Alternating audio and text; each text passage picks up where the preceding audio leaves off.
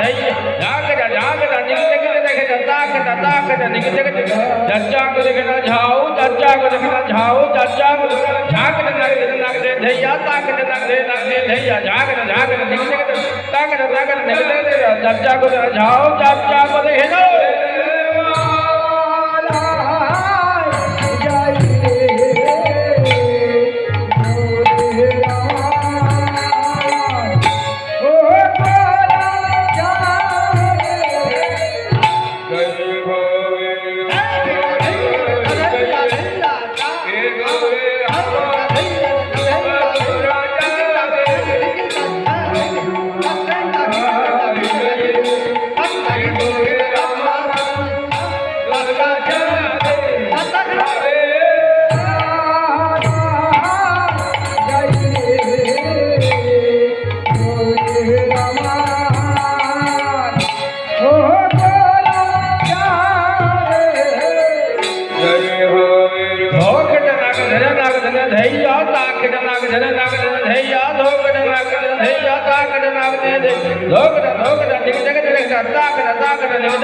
चर्चा को झाओ चर्चा को देखना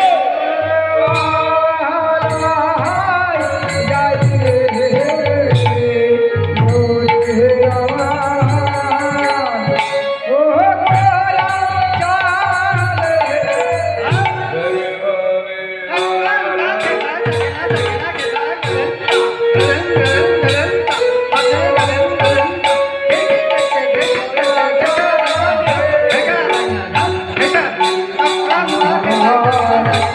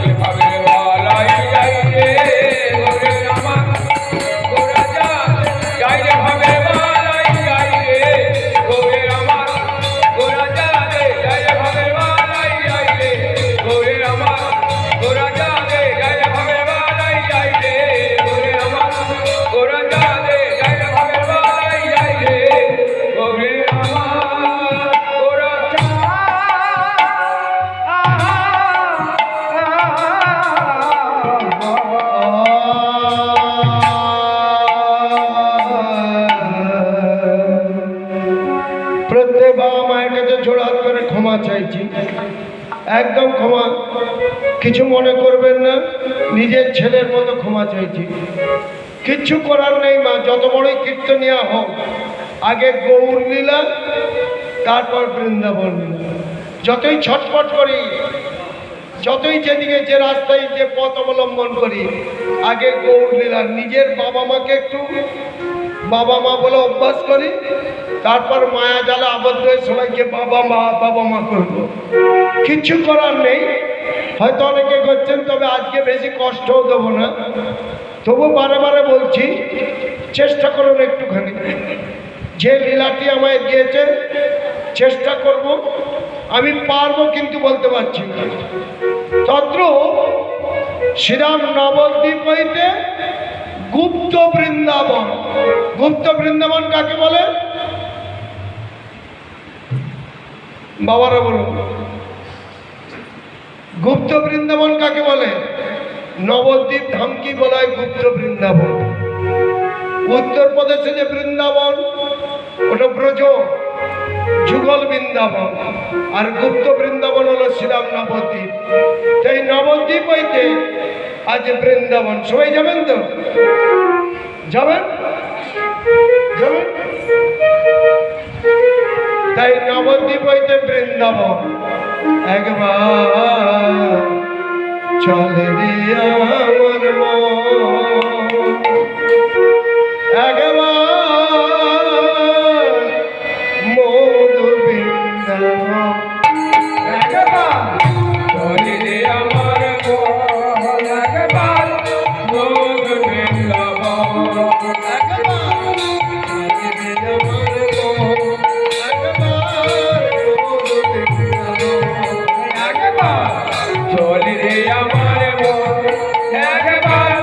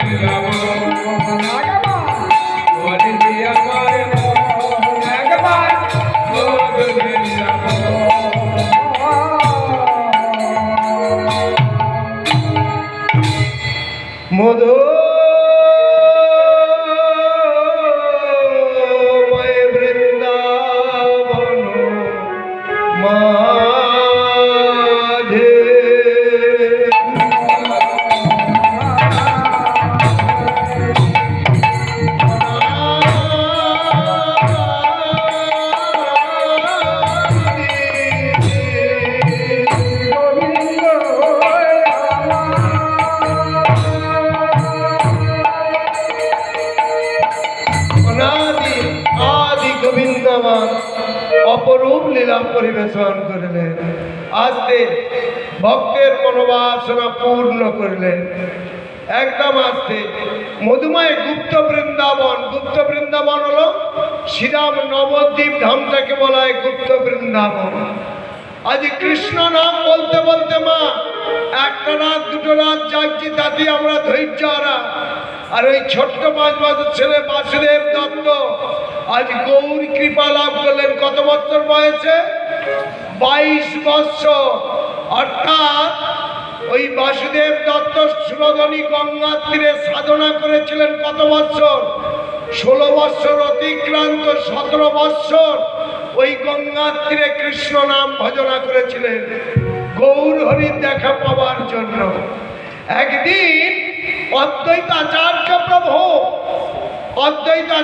প্রভু সুরধনী গঙ্গায় স্নান করতে আসছে।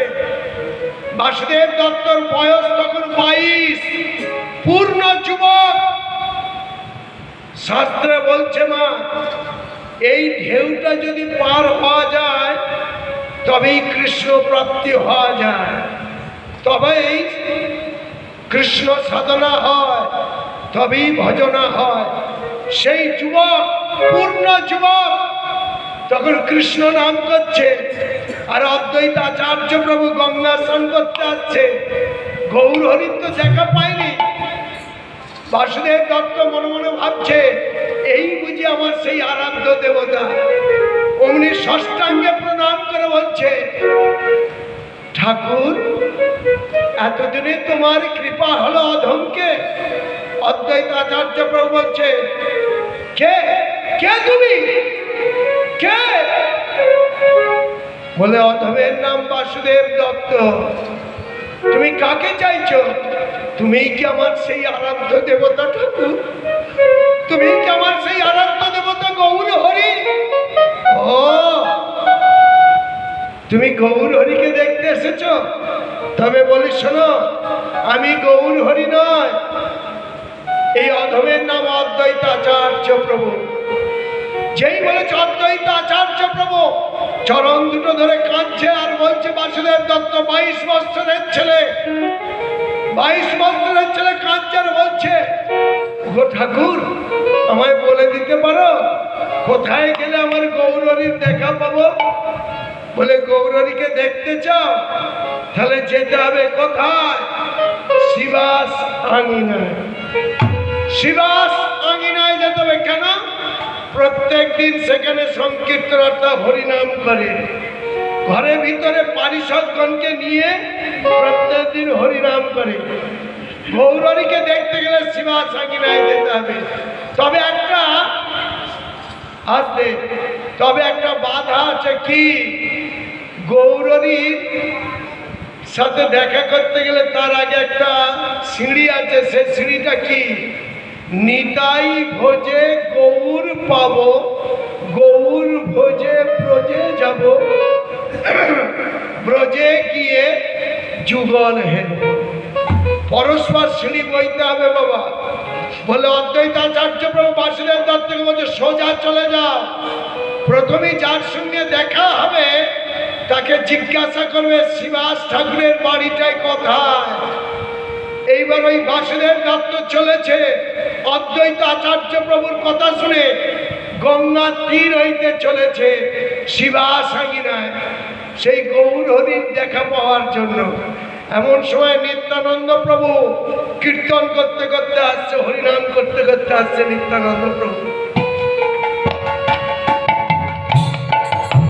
কীর্তন করতে করতে আসছে। আরে এমন সময় পদকর্তা কলম দিলেন, কে রে কাঙালের বেশে